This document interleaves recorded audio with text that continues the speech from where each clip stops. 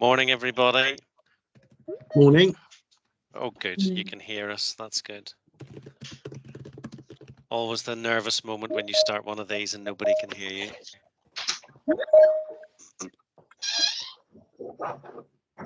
Thanks, everybody, for being so prompt. I'm JP. I'll be doing most of the talking today, but not all of it. We'll just give it another 30 seconds, maybe a minute, see who else is going to pop along.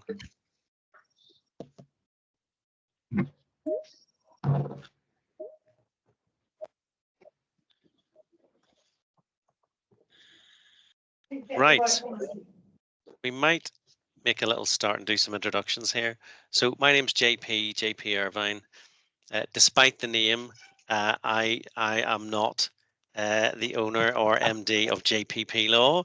That is a lovely man called Mark Glenister who's on the call, and his face is here. That's Hello, Mark. everybody.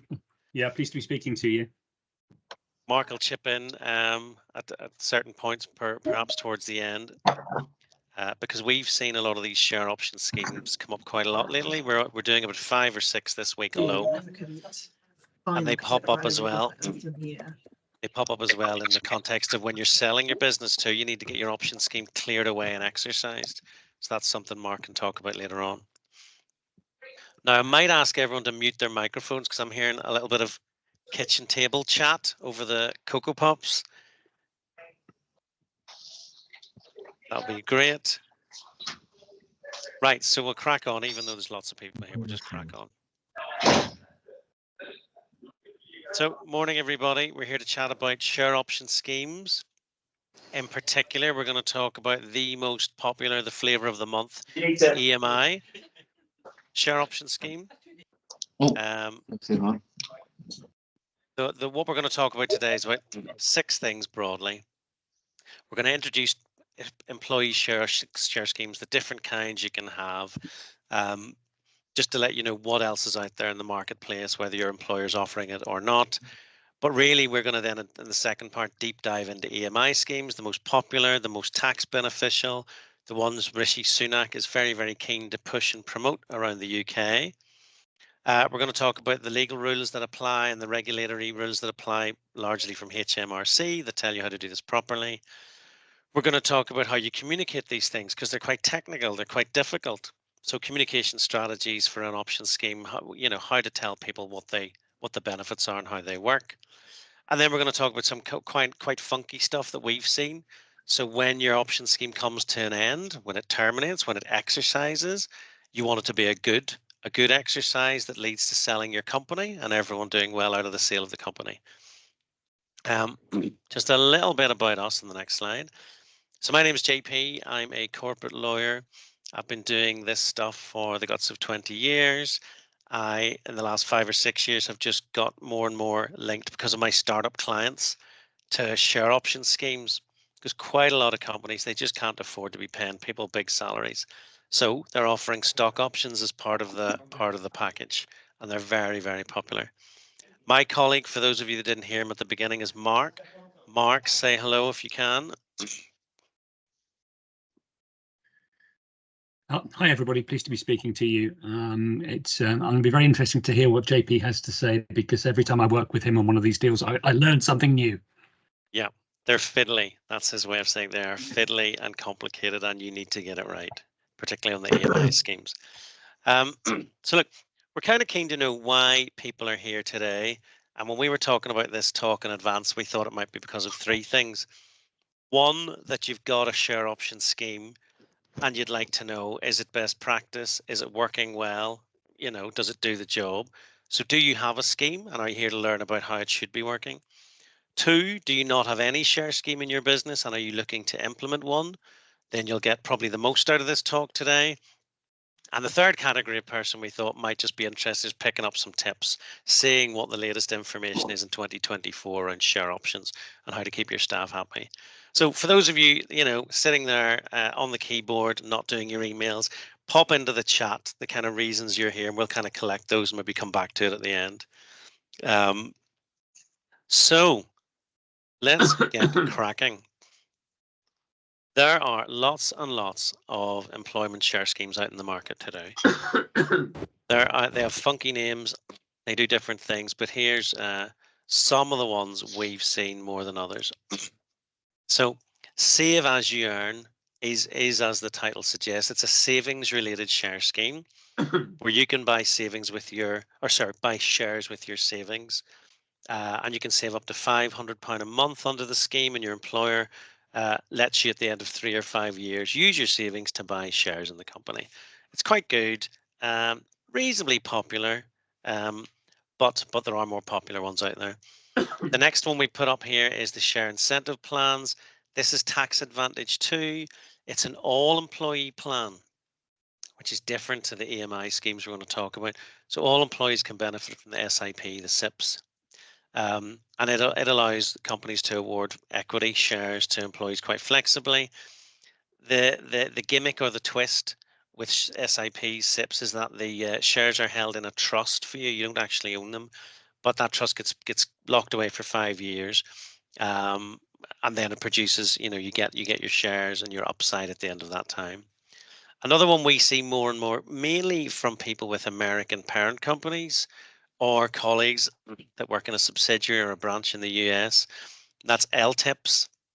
And I was fascinated by these, but so that's really just for really, really big businesses. I've noticed, your listed companies more often than not, and it rewards people with shares for hitting specific goals. So if, let's say, you're working for Amazon and you guys hit the 1 billionth customer, then more shares or more benefits for everyone results from that. So LTIPs is about growing the company and everyone sharing in targets and milestones that are hit. And it's not really as flexible as the British CSOPs, which we're going to talk about, and EMI schemes. CSOPs are another tax advantage discretionary share option plan. Discretionary being anyone can join at the whim of management, and some people can be left out of it. Um, you need to be an employee or a full-time director to take advantage. Its limits are wider and broader than EMI, and we're going to talk about EMI next because it is the best in our view. It's the most tax advantaged. Um, Staff pay next little, very, very little tax on the end of the day when they sell their shares if it's been in an EMI scheme and set up properly. And it's brilliant, as you'll see from the numbers, they are flying off the shelves. People want to do those. Phantom share options I've just seen once or twice, but I put it up there because that is where you don't actually let someone into a share scheme. You just say, look, if you're not in it, Joe or Joe Blogs, we will mimic the performance of the company or the performance of other people's shares, like the boss's shares, the CEO shares, and we will let you tag on to a phantom structure as if you had shares, and we'll pay you down the line in cash or in bonuses. And so you'll flow with the success or otherwise of the share options that we do have in the business. So it's kind of saying you don't really quite have them, but we'll do right by you. I give you those. But I thought I'd just mention that because they do exist. Um, this is a good slide issued by the government. Their data doesn't go up to 2023 or 4. Unfortunately, they've stopped publishing data as of a couple of years ago. But the point's the same. If you look at that orange line at the top, that's all the share schemes in the UK at the minute. The ones with tax advantages, which are your CSOPs, your Save As You Earn, your SIPs, and your EMI. And if you look at the light blue line, EMI is just running away with it for its popularity. And once you get it set up properly, it's a gift to employers. They love it, and to employees who feel a real ownership and stake in the company. Different way to present that information, just using the bar charts over the last, well, those years, 2008 to 2021. And you can just see, particularly the EMI schemes are dwarfing the popularity of others. So why do we want to talk about it? Well, we want to talk about it because we've learned a lot over the last few years from doing, I don't know if it's hundreds yet, but it feels like hundreds. We've got 5 on the desk this week at JPP Law. In terms of EMI share schemes that need to be set up or tweaked or exercised in the context of an M&A deal to sell a company. So they're popping up everywhere. So why EMI? Why are we bothering with this? Well, there's benefits for the company in having an EMI share scheme. You can potentially get corporation tax relief for the setup of the scheme. Um, you can elect to pass on your NIC contributions to the employee because they get a huge upside at the end and it just nets off what they get. Um, As well as that, the big thing for the company is staff loyalty, retention of staff. They don't go to rivals, and they stick with you if they have, a percentage of the company. They want to see it do well. They feel pride in it. They want to grow it. So that's brilliant if you're the board, the management of a company, to have staff that are motivated. And because you've given them stock options, like I've chatted to friends of mine that have stock options. If they have a bad week or bad month at work, sometimes they'd look at leaving. They don't when they have stock options. They see it through and try and turn things around and enjoy the job a bit more. For the employee, it's all good as well. This is a little bit technical, but if the option is granted at an exercise price at least equal to the market value of that share at the date you were granted the option, then no income tax and no NICS will be payable when the option is exercised. Now, that's just exercise of the option. That's not selling the share at the end. But when you sell the share at the end of the journey, you pay little or no tax. Well, I think it's could be 10%, which isn't very much at all if you avail of if you hold the shares for 2 years and you qualify for business asset disposal relief. So it's all quite good. Some lovely little graphics we've seen. We have noticed there are 34,000 EMI share option being granted. 8,000 employees are benefiting from this in the UK. At the last official count, 12,400 companies had an EMI scheme in place, and they're nearly all in the UK, because part of the rules is you have to have a UK if not a parent company, but a UK business, a permanent established UK business in your structure to be able to award these share options.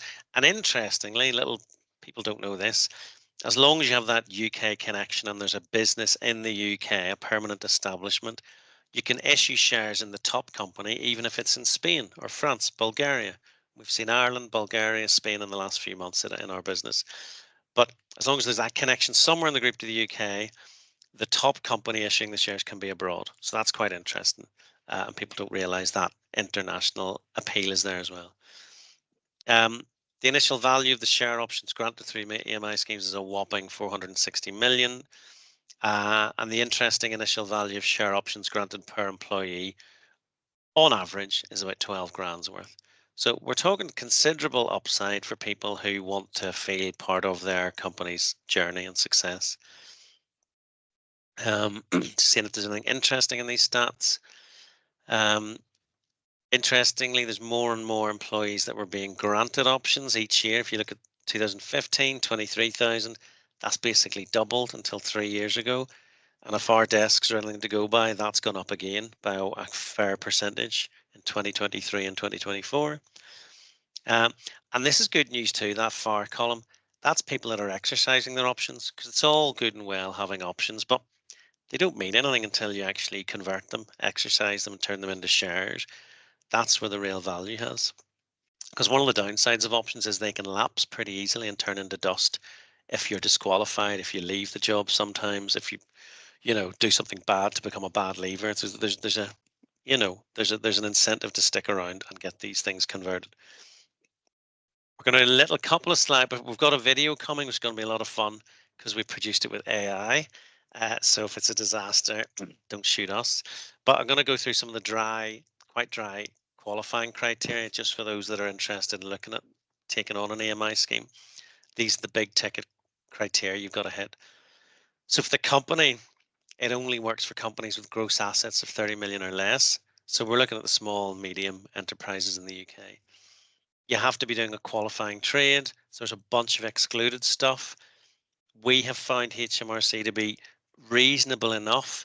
If it's not quite clear what your particular activity is and you do a few things, if you lean towards the stuff in your application that says, well, actually, we are qualifying, if there's something in your business that's non-qualifying, they'll listen to your narrative that says, we don't really do that a lot of the time. Our main job is this. And we know some clever people that can apply to get you advance assured, which is a good thing to do with HMRC. And they help you write the letter to say, here's our business, do we qualify? And they're very clever at getting you into the qualifying trades. Interestingly, a company granting EMI options must not be under the control of another company.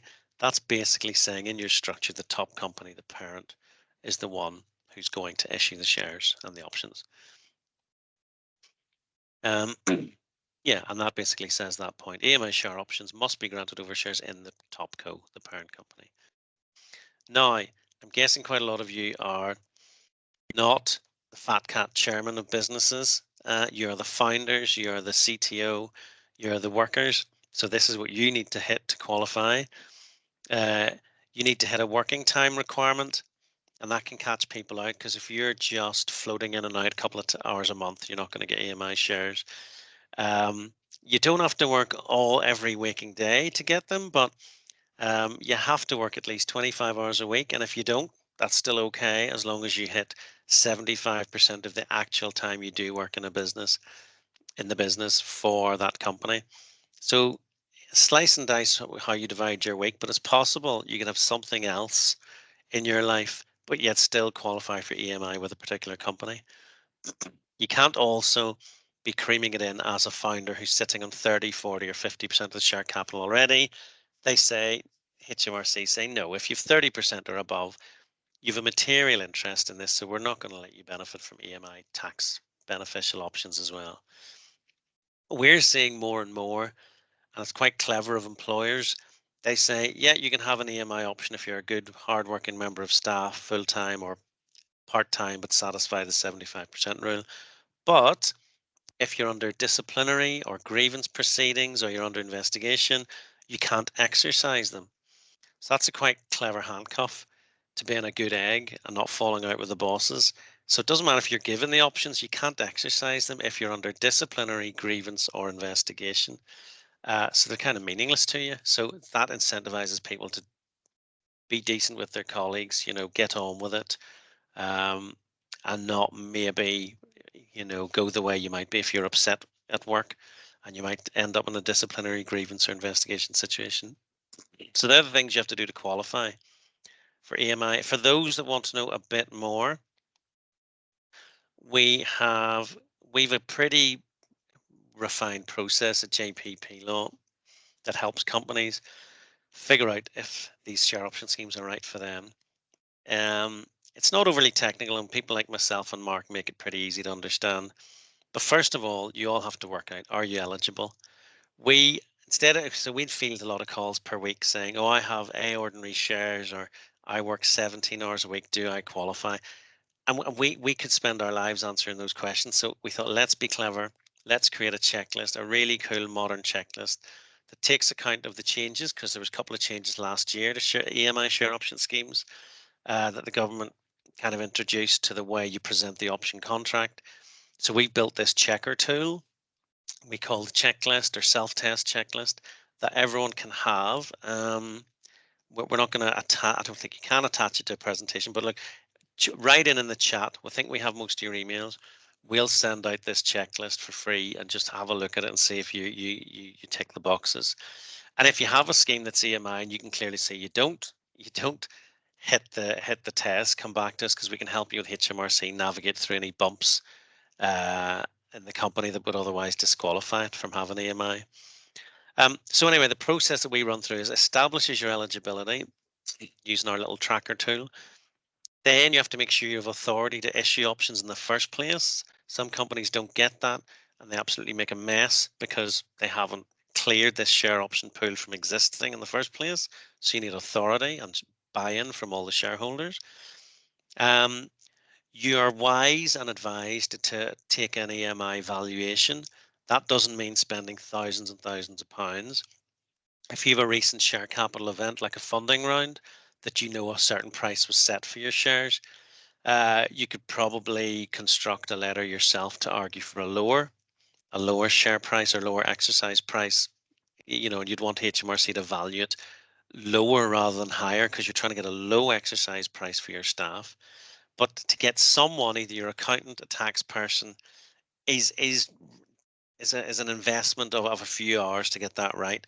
So you submit your valuation to HMRC. If they agree with the way you've described the company and the shares you're giving, which might be a weaker share class, which helps. It might be a B class. It might have no voting rights. It might have no dividend rights. All of that helps drive the exercise price down and get HMRC to agree that. So that's a piece. We don't do that as a law firm. We don't get involved with valuation exercises and tax outcomes. but we do all the legal work to support it, and we know people that can do the valuation piece.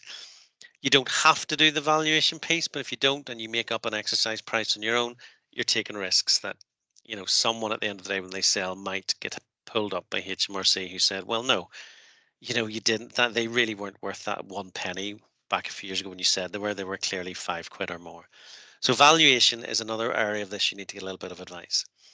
You grant the options properly, following the EMI code, it's called, which sets out very clearly what has to be in an option contract. There's a time stipulation for when the option gets sent out to when it gets signed and agreed. That has to be done. If someone gets the option contract back, 31 days, and you were given 30 days to sign it, it's out, doesn't count, it didn't comply with the rule. So there's a lot of fiddly rules about the grant of the option that has to be hit. And then obviously you need to, like you probably do with yourself, your own tax situation or your companies, you have an employment related securities portal with HMRC that you register your scheme and you register anytime you grant someone options.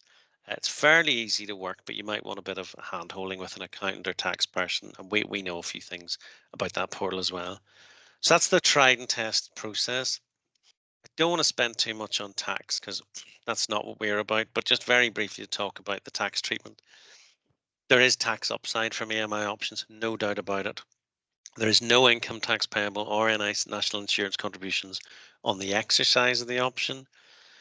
But if the option is granted at a discount to the market price it should be granted at, and that's where this valuation piece come in to say it's quite low, there will be income tax and national insurance due then at exercise. On a disposal of the shares, the increase in value is usually liable to CGT, but at keen rates, depending on how long you've held the shares.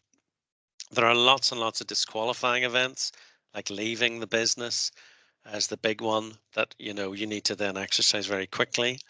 Or if there's a change of control in the business, someone buys a big chunk of the shares of the company, that can sometimes trigger having to exercise quickly at that point. For those of you lawyers and finance people that want to read more into the actual nitty gritty of the rules, most of them are in the Income Tax, Earnings and Protection Pensions Act of 2003 and Schedule 5 in that. It's not an exciting read, but that's where the rules largely are. And these are quite good, and I can't believe I'm saying this, but on the government's website, gov.uk, there's a fabulous section that HMRC populate with updates all the time. Look at this one, for example. The most recent one is bulletin number 54, so there's 53 others. They're actually very good. They tell you how to run your share scheme, what you need to be aware of, such as this one talks about notification deadlines are changing. All of these things are golden, and you need an advisor like us that knows these, or you need to be on top of these little bulletins if you're running a scheme yourself, because little changes, you might think the law hasn't changed, fine, but the technical administration of these is sitting in those HMRC notes, so they're worth knowing about, knowing where to look. Because quite a lot of this talk already, and I've tried to keep it pretty plain speaking, it is technical. You need to be able to communicate your scheme really well to employees. You need to be able to describe vesting. So does the option vest over 3 or 4 years, i.e. they don't get all of their cake at once? Is there a cliff? For those of you who don't know, a cliff is like a probation period. So you're granted an option, but it doesn't start to actually really vest into your ownership until you've served a good year as an employee, with a cliff, meaning you don't get anything in that first year, then the cliff gets passed and you're in the money or you're in the options, they start to vest and you own the shares and the options then. But these technical terms, you need to be able to communicate these out pretty clearly. We have a nice tool actually we use called a frequently asked questions. So when we set up a share scheme for someone, it is a must that we send out this 2 or 3 pager to the CEO or the management team saying, look, use this because questions are going to come in, such as when can I exercise this option? Uh, what shares do I have? What votes do I have? What's the valuation of the company? So we've done that because, again, it saves us time, but it saves you time in having a frequently asked questions for staff, and they immediately go, oh, I see, and they see what it's taught. So that's quite a useful tool as well. We can help and give to people that are interested. In the context of having an up and running scheme. Yeah, so there's 3 real stages you need to be all over. One, granting the option in the first place. You need to get it right technically and give someone their option with an option contract. You need to also help someone with their exercise. Normally that's on an exit, i.e., and there's 4 things that it can be an exit. An asset sale, so sale of the business, the trade of the business and the assets in it. 2, the most common, a share sale, where the business sells all its shares to a buyer. 3, an IPO, where you're listed. And 4, more and more common, is a change of control of the company. So someone mightn't buy all of you, but they might buy enough shares to take control or put a key guy on the board and run things differently. All of those things can be an exit. And when there's an exit at number 2 there, that's when you exercise the option and turn it into shares. So if you get it right on an exit only scheme, you know when the company's being sold or the shares are being sold. So you time your option to exercise the day of or the day before this company gets sold. In really cool companies, I've seen it done with 1 minute to midnight and the next minute. So you become a shareholder for a minute and then you immediately sell them. And it's all done as one transaction. It's quite cool when it happens like that. But people need to know that's how you exercise. They can't be on holiday for 2 weeks when you're trying to exercise these things, because you need their signatures to sell, to convert the option, then sell the shares. I've had one example where somebody was sitting on a beach in Thailand. They were trying to find them so they could sign their paperwork to convert his options and then sell the company, without which the company wasn't going to get sold. And they finally found him in a bar somewhere in Koh Samui. So all sorts of things happen. You need to plan the exercise of options really carefully, and can't have people on cruise ships or just not playing ball. And then the sale, which most of the time, number 3, is immediately after the options exercise. Sometimes companies don't want that. They want a scheme whereby people get their shares. Someone else is taking control of the shares, or the presentation, but that's fine for now. Now, sometimes, yes, I was saying people don't want to have an exit only share arrangement. They want people to get the shares 2 years in, 3 years in, 4 years in. They don't want the exercise to happen on an exit, because they want someone to prove their worth and then come and join them on the board, come and join them as a shareholder with real votes. So that can happen too. Depends what kind of scheme you want. You can either have someone that gets the options converted when they hit milestones or puts in 4 years of hard graft, or you just let the options sit, gather dust, and when the company sells, that's an exit only. And the more popular, that's when people become shareholders for a minute and then they flip. So all different things suit different people, but mainly we see exit only schemes. Now, the fun bit, for those of you that are bored and need a cup of tea, please go and do that now. You've 2.5 minutes. We thought we'd have some fun with this. There's a section in this talk where we want to talk about the downside of options, the pitfalls, the dangers, horror stories, because I was thinking I have plenty of horror stories of how I've helped clients in bad position, but obviously for confidentiality reasons I can't mention them.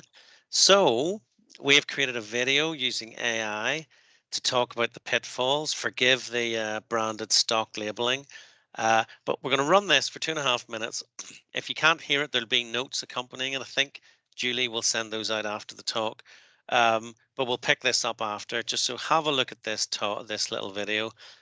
Listen to what they say about the downside of AMI options and the pitfalls, and we'll come back to you after, and we'll wrap up the talk fairly shortly after that. So let's see what you think of an AI generated video too. It took 4 commands from us to get the 3-minute video produced. It's quite amazing. Right, enjoy your coffee for those of you that are going to do that. We'll be back in 2.5 minutes. Ever wondered why some businesses thrive while others crumble under the weight of their own ambitions? One often overlooked factor is how they manage their EMI share option schemes. Yes, these schemes can be a game changer, but they can also be a landmine of risks and pitfalls. Let's take a journey through the corporate world and unravel some real-life case studies. First, consider the story of a promising tech startup. They decided to reward their employees with an EMI share option scheme. It seemed like a great idea. After all, what better way to motivate the team than giving them a stake in the company's success? But here's where things went awry. The company didn't set a realistic exercise price for the options. So when their value skyrocketed, the employees couldn't afford to buy the shares. The result? Disgruntled staff, a demotivated team, and a company that lost its competitive edge. Then there's the tale of a well-established manufacturing firm.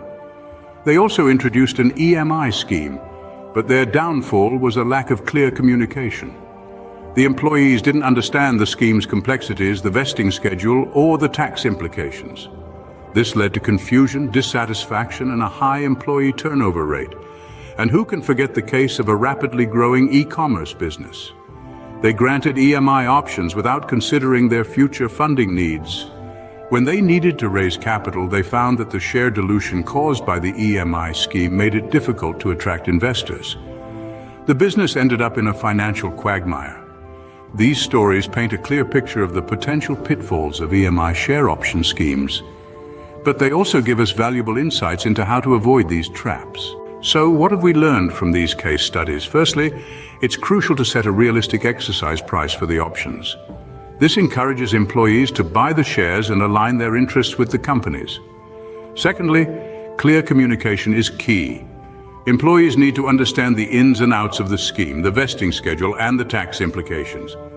Thirdly, it's important to consider future funding needs before granting EMI options. This can help avoid share dilution and ensure that the business remains attractive to investors. In conclusion, while EMI share option schemes can be a powerful tool for motivating employees and driving growth, they need to be managed with care. By being aware of the potential pitfalls and taking steps to avoid them, businesses can harness the benefits of these schemes and pave the way for long-term success. Thanks, guys. So just give it another 10 seconds because there's some people just started to play it a little bit after most of us. But as you see, we're going to really dive into the things that can go wrong.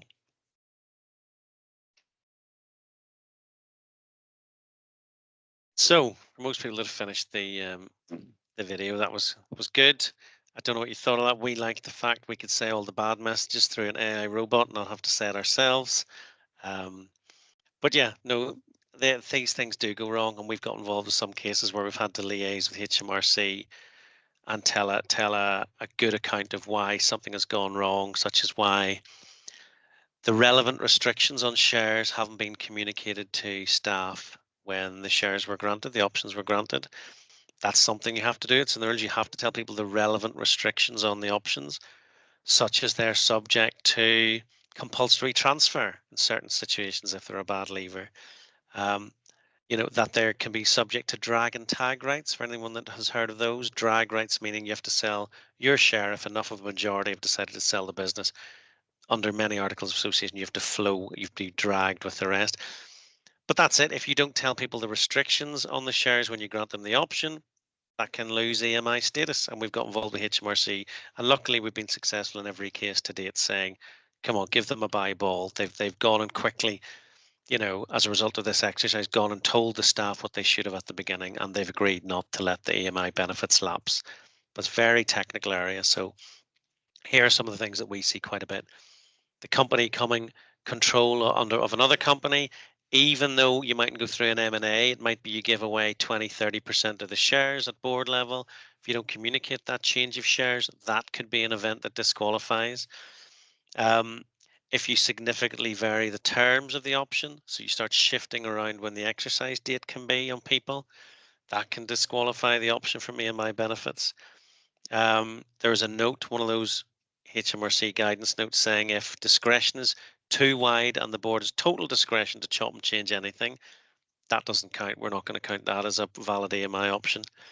So there's a lot of things you just need to take advice and get right, to be honest with you.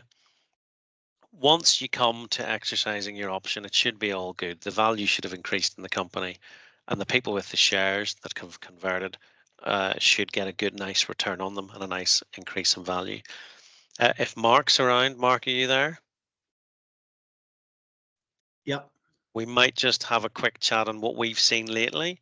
So Mark's had to deal with options I wrote because he was selling a client 2 or 3 years later. How did you find the wrong Mark? Sorry.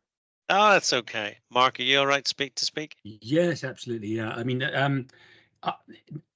it was great. I mean, it's fantastic when one of these, when a sale goes through really smoothly because the EMI scheme's been properly drafted. And so we had no problems whatsoever in closing the deal for our client because everything had been thought through in advance. And from the point of view of the employees who were exercising the options, it couldn't possibly have been smoother. There was probably about an hour when they owned their shares, and then they sold them and cashed in.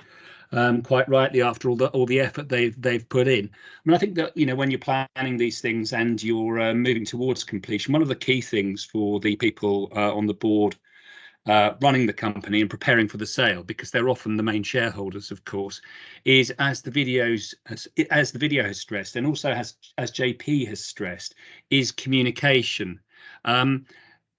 It may be that only the senior management have share options in your EMI scheme, but it also may be people who are not quite so high up in the structure, not so connected with the management of the business. So as you move towards selling the business as the main shareholders and board members, you really do have to communicate with them well, so that these people have an idea of what the process is going to be like. And particularly, I think, with the very senior management, who may also have obligations under the sale and purchase agreement themselves, as we've recently seen. Communicating with those people about how the option scheme works and what the documentation means for them is key. And JP and I spend a lot of time talking to our clients about that, to make sure that they're well prepared and that the communication side of things goes just as well as the legal documentation side of things. And just as JP has already mentioned, just to kind of explain, when the company is sold, if there are exit only options, really from the point of view of the selling option holders, it should be pretty seamless. From their point of view, they get a note from the company, they're asked to sign some documents, and then all of a sudden they get a payout from the lawyers engaged by the main shareholders and the company. That's how smooth it can be, and it is when we organise one, and that's what we always aim for. Of course, sometimes we sell companies where EMI schemes or other option schemes haven't been set up by us, and sometimes they're great, sometimes they're suboptimal. You really do want to have one which works and has been well thought through. It's not the end of the world if in effect you've got glitches in your option scheme usually, but it often means that the main shareholders, the main selling shareholders, end up giving indemnities in relation to liabilities concerning the EMI scheme. So it is well worth thinking it through and putting in place a proper, well thought out EMI scheme, and that's what I'd like to stress. One thing you're making me realise is we did see one scheme once whereby the company was so successful it sold quicker than it was intending to, and it had given out options over a 5 or 6 year vesting term. So that's quite a long wait for people to get all of the options vested.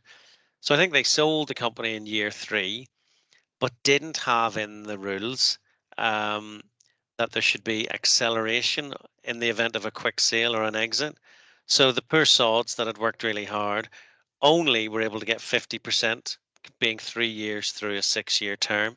So that's something we make sure we draft into the schemes. Acceleration. If you get a lovely offer to sell the business in a few years' time, take it. But you can't really shaft your option holders by just giving them a quarter or a third of the options they thought they were getting. Most people say, well, you should be able to accelerate your full option and get all 5% out of whatever it is you're sitting on. So there's another little rule. If you don't think about it in advance, you don't get your option accelerated, and people lose out in tens, if not £100,000 or more. So that's something we see. One other thing there is, bizarrely, people don't realise there's a long stop on this, that the government, Rishi Sunak in particular, has talked about this, that there should be a long stop and you should convert your option holders to shareholders after 10 years max, a 10-year long stop. If you go beyond that, it's not EMI, it's you're messing around with the purposes of the scheme. So have that in mind, that they will become shareholders, your lovely workers, and have a say in your business if you don't get the company away in 10 years. But most scaling, growing companies we see in the UK do manage to get that sale in, say, 5, 6, 7 years. But there's a long stop and you've got to honour it. We did take a couple of questions just to finish off. We've seen some fun things. We were going to ask you questions, but not sure that's going to work out so well. We don't have the poll button working. True or false, if you fail to point out the true facts and all the relevant restrictions on the shares when you grant the EMI option, you're immediately disqualified and the EMI benefits fail.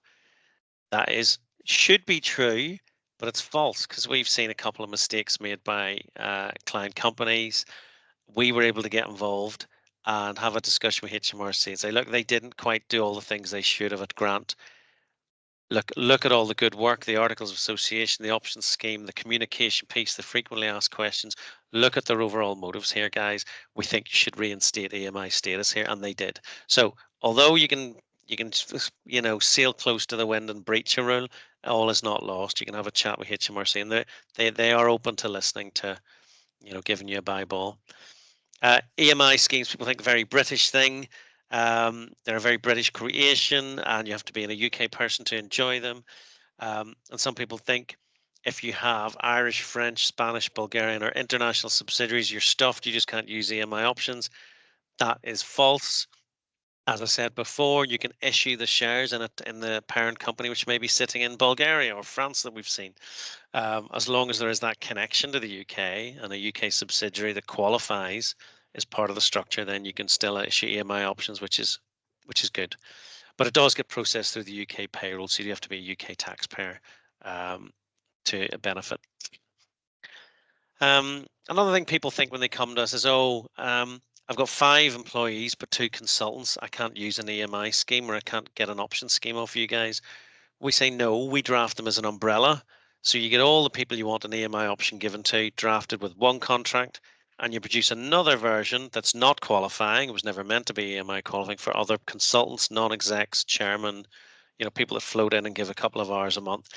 And you can do that, and it all sits and comes out of your option pool. You don't have to recreate an option pool. You can all sit under an umbrella scheme that has both EMI and non-EMI in it, which is quite good, we think. What else? That's probably, the nub of what we want to talk about. So the kind of companies that really get the most out of these schemes are UK companies with UK resident people. But as I said, you can have international elements. You can have arrangements where you grant EMI options to some employees and not others. You don't have to award the whole staff. You're not breaking employment law or being discriminatory. That's an unfair thing. You can pick who you want. Now that can be divisive, but we find it motivates people. So the next year they want to be some getting options next year if they see the guy in the desk beside them getting them one year. But there's no rule that says you have to give them to everyone. They can be given to people that aren't shareholders already, just completely fresh workers can get them. You can design them with performance targets in mind, vesting schedules if you want to give them over time. And remember, it's best suited to a company that has gross assets of less than 30 million. In terms of questions I've seen coming through, one quite good question was, do I have to spend thousands of pounds on a scheme with scheme rules, notice of exercise, working time declaration, or can I just get an EMI contract? We do both. We find people want the scheme put in place with all the template documents that come behind it, including the non-EMI variant. They want their tax election form produced. They want frequently asked questions guide, remember. But some people say, look, I've only got a budget of whatever it is, £900 or £1,000. I want an EMI contract for one person. Can that be done? Yes, there are standalone EMI options contracts you can do with the scheme rules effectively in the contract. You don't get any bells and whistles on it, but it qualifies. And if you're prepared to do the admin, register your EMI grant and you register your company for EMI, yes, it can cost as little as, I can't remember the latest cost, but in and around that, high hundreds of pounds. Doesn't have to cost thousands. And we've seen some crazy costs, fees of setting up schemes, 10, 12, 16,000 once, which is a bit bonkers. So we do try and be competitive for the startup and tech and SaaS market we help a lot of clients in. Any other points to mention, Mark, before we wrap up?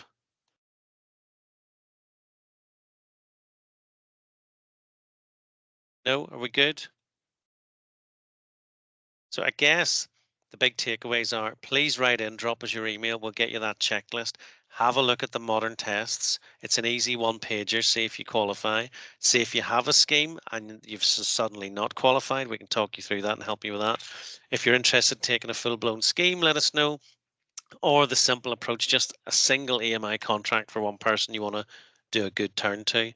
Or if you just want to pick our brains, we've got lots of experience in this area and actually enjoy it.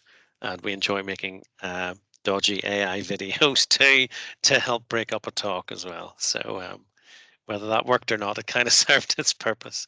So that's it. I think we're good. Julie and Mark and anyone in the background. Is it else you possible? want me to say? Sorry to unmute myself. Is it possible to ask a few questions over this chat live? Yeah. Go for it. Okay, I've got a couple questions. One on the 10-year lapse.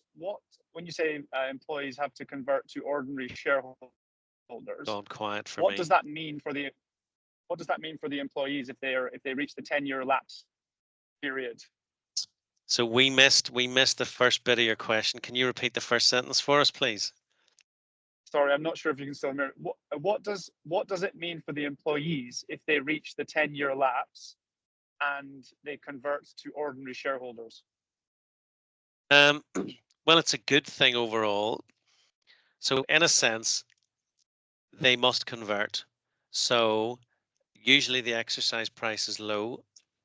There's no third party there to pay the exercise price. The employee has the opportunity to pay that should be low exercise price. We've seen them in the pennies per share region. But even if they're not, they might be able to exercise because that's their right and become shareholders, and they go on what's called the cap table. And if you've given them ordinary shares with votes, then they're open to having votes, and you must communicate with them anytime the business has a vote. Dividends, then if they're in that class of shares that gets awarded a dividend, they get that too.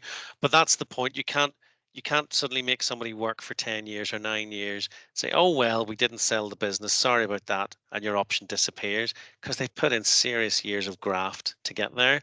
So the rules say you must find a way to convert them. That's the premise. But the key thing is they need the exercise price.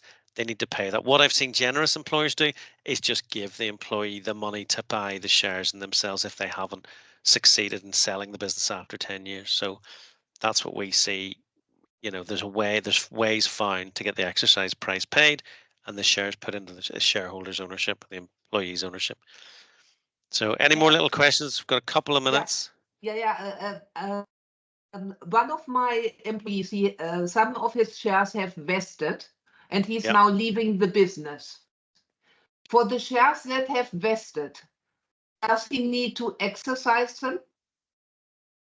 Well, you need to be crystal clear when you look at your documents later. Are you talking about options that have vested or real shares that have vested? Because some people give people. Okay, so if the options have vested, well, then they're entitled, I think, to exercise those when they leave. The normal rules under that EMI code I said in the middle of the slides, that little bit of legislation with all the rules, that would say he's going to be that's a disqualifying event when you leave because he's no longer an EMI person working at that level anymore, so he's going to be disqualified. They normally say you've got 90 days grace period to exercise the option over the vested ones. But again, he needs to find the money, or you need to come to an arrangement where you can give the person the money and let them exercise. But that's the normal rule. You let them exercise the vested options because they've just disqualified, and you don't just disqualify and go to zero. You get 90 days to try and work with the disqualification. It's the same as someone dies. If someone dies and they're an employee, you don't just say, oh, tough to the family, you get no shares. They're given time. And when someone dies in particular, I think they're given up to a year because they're disqualified, they're not around anymore, for the estate, the family to to exercise the options that are due to that deceased employee. So there's rules, there's certain common sense approaches made here that they don't just go to zero.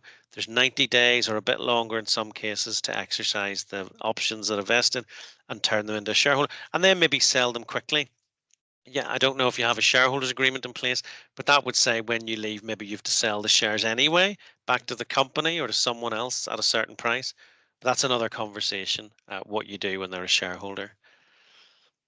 Cool. Is the employer What if he doesn't want to pay? What do we do if it, well, if he doesn't want to pay and he can't exercise, then that's the employee saying the options do disappear.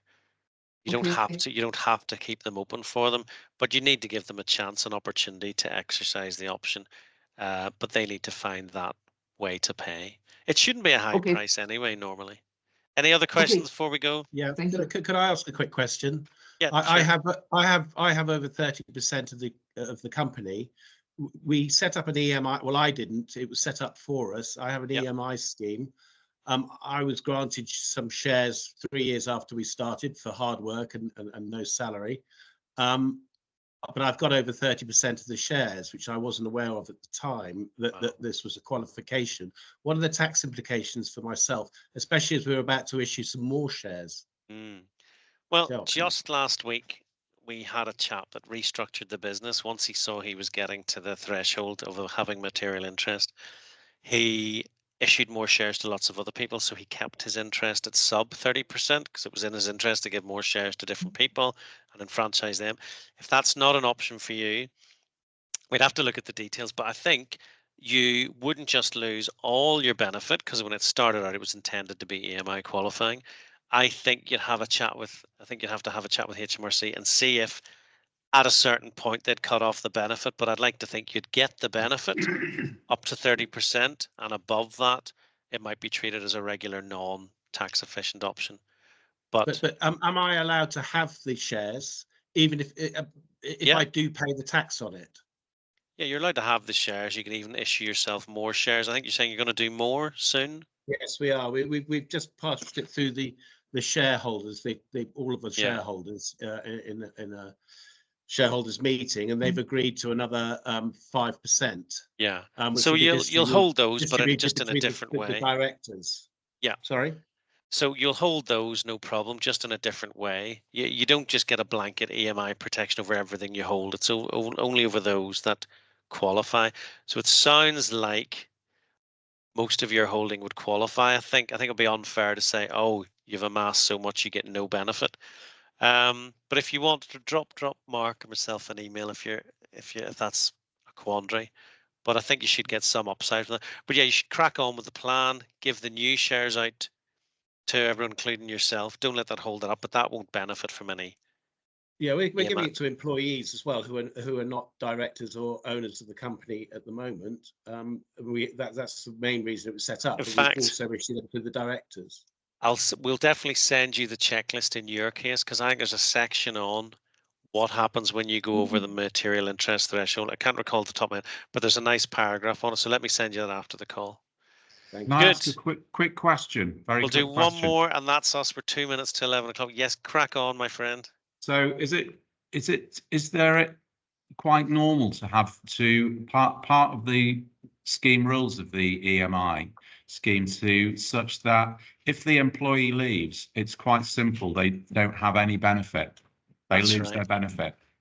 That's the normal way of it. Yeah. Yeah, So it fine. incentivizes people to stick around. Absolutely. And the tough love is if you leave, yeah, and it depends how you write your rules, but in most cases they just lapse. They just Yeah. disappear. Fine. Good. That has Thank been you. fun. Thank you all for enduring the presentation of the video in the Thank you. middle.